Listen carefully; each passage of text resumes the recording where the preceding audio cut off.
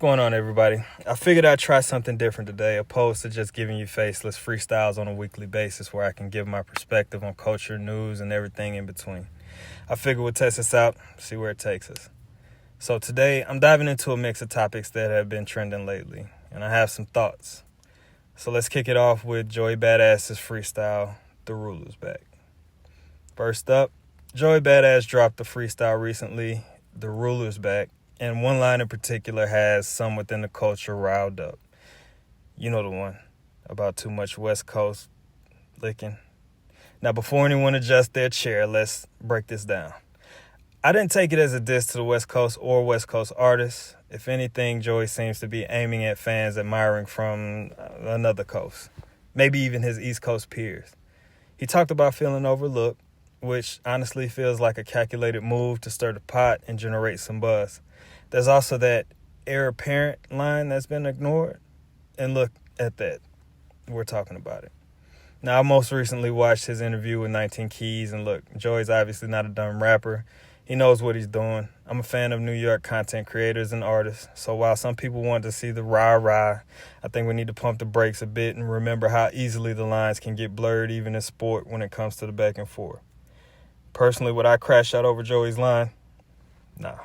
And I acknowledge disagreeing with him doesn't mean taking issue with all of NYC. It's just art. Now, sticking and moving to fashion, thrifting has been a popular way of finding that sauce for some. But with every hidden gem comes the possibility of a hidden surprise. There's a post going around about a woman who found her perfect pair of yoga pants while thrifting, only to try them on and discover an unknown substance inside. Yeah. Now, I'm not saying she should have inspected them like a forensic scientist, but maybe gave them a good glossing before slipping them on, no? Or in all fairness, are we sure that substance wasn't already there? Or did it? You know what?